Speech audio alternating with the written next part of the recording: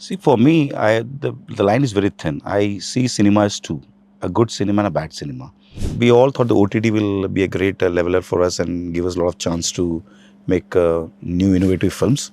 But again, they also have fallen into a track where they want to do films which star backed and everything. So, unfortunately, in this business, the actor, director, everybody gets paid, everybody gets rewarded. The producer is the only one who rarely gets rewarded. The world of cinema is now expanded rapidly. It is no longer a Indian or a Bollywood film, it is a world cinema.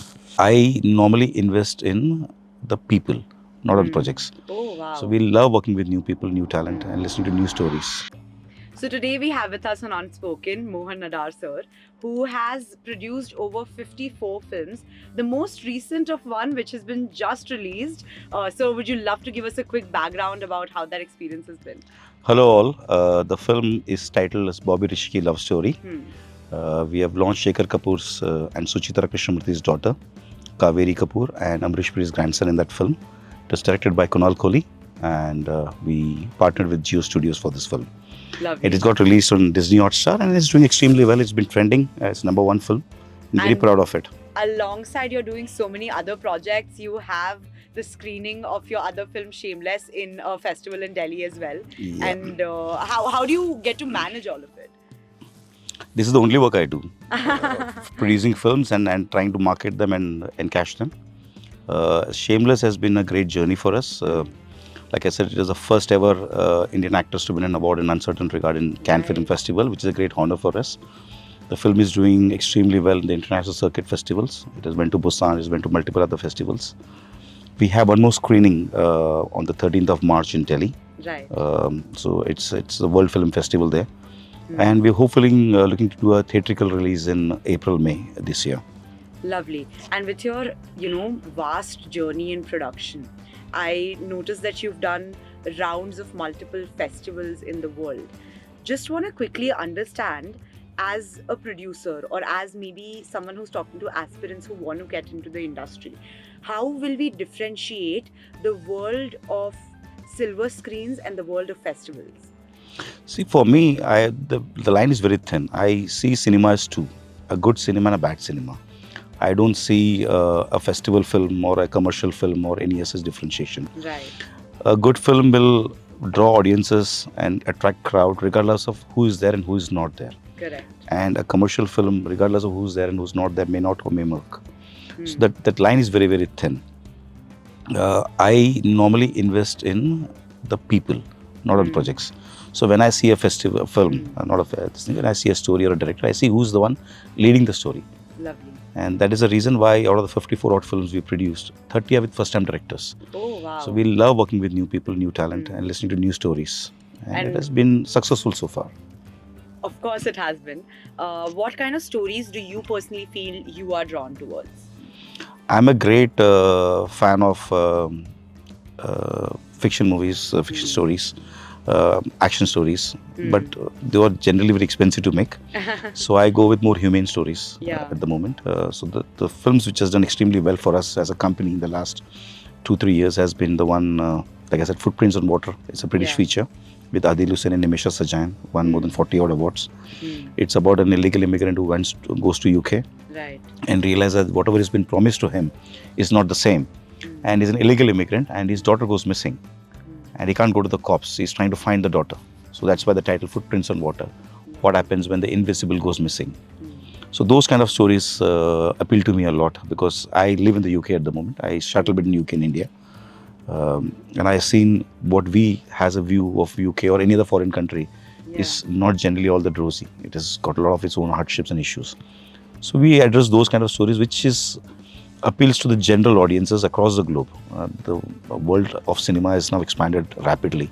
It is no longer a Indian or a Bollywood film. It is a world cinema. So we like to make films which appeals to everybody. Exactly. I love that you mentioned that, you want to appeal to a global audience, which you clearly are with the many accolades that you have with yourself. How do you see the industry having been evolved from when you first started, say, a decade ago, right? When you started making your first film and to now, what are the changes in the industry in your journey that you've experienced? So we initially thought that industry is star driven, which to some extent it still is, but there is also more younger ideas and and fresher ideas for various filmmakers to explore. We all thought the OTT will be a great leveler for us and give us a lot of chance to make new innovative films. But again, they also have fallen into a track where they want to do films which star backed and everything. So few things have not changed. But in the global scene, a lot of things have changed.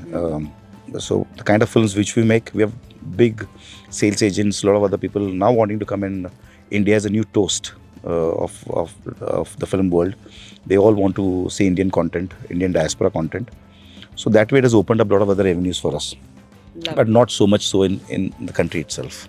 That's really nice. That's lovely to hear. What I'd love to know a little more upon is with the sea of opportunities that I think the world of movie offers, right? Like you describe it as the world of storytelling. You are drawn towards a particular story. Everyone gets into the world of movies aspiring to do different things, aspiring to achieve different things, aspiring to impact in many different ways. But I personally believe that the role of production is not very well explored yet, right? And how did you first get into production, and what would you maybe just want to highlight about the entire world of production, to be specific in the world of the movies? See, I have no talent, but I'm very lucky. So when I moved to London, I did not know anybody. And my childhood friend, they used to deal in film camera equipments. So I happened to meet Sajid Natedwala and his EP on the sets of Houseful 3, and they were struggling to get some equipments in London.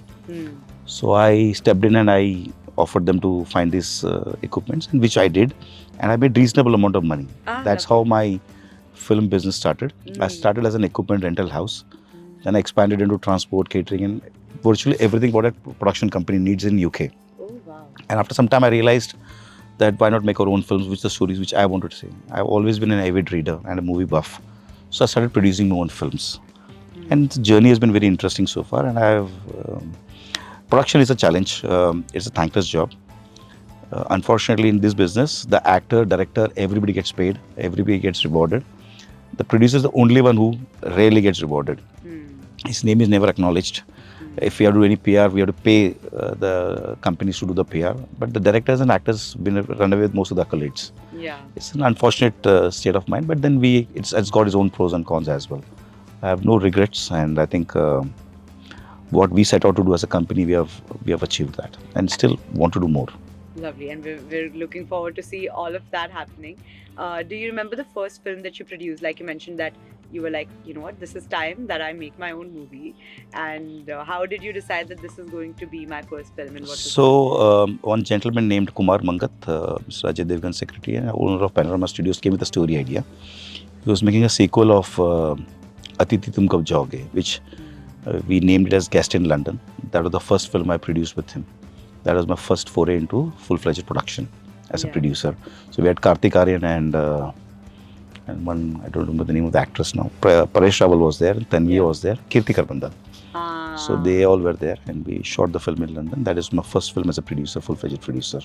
Lovely. And do you get to, like, as just like someone who wants to know, as a producer, are you on site during the entire production process? Oh yeah, I'm a very hands-on producer. Oh. Since I have owned equipment and a lot of services, I also understand that part of production.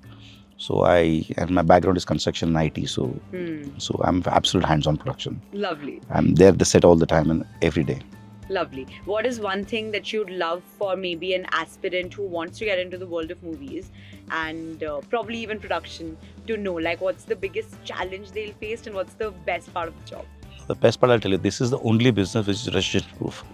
The business never dies. It's always, whether it's recession or any otherwise, this business always thrives. People are there to watch the movies or any other content for that matter. So it's a recession-proof business, and this is the only business, one of the very few businesses, not the only business, which you can leave your legacy behind. No matter what kind of buildings I produce, nobody will remember that. But if somebody will always remember the films I produced. So it's a great business to leave your legacy behind. This comes with its own challenges. Nothing is easy here, but that's true for almost all the business. You need to be thick-skinned and gritty to do this business, and success will come to you. You need to stay put. Yeah, lovely. And like you mentioned, art is timeless for sure. What's coming next for you? Like Shameless, we are catching on 13th February at Travancore.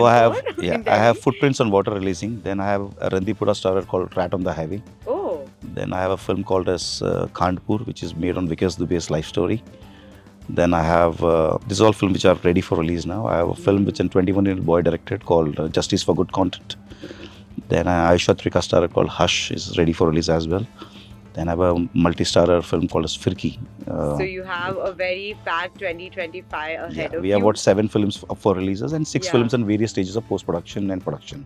Lovely. Including one with Tanisha Chatterjee, one with Sai Devdar, and all films which are under various stages of post-production now. And all with your production. That's most important.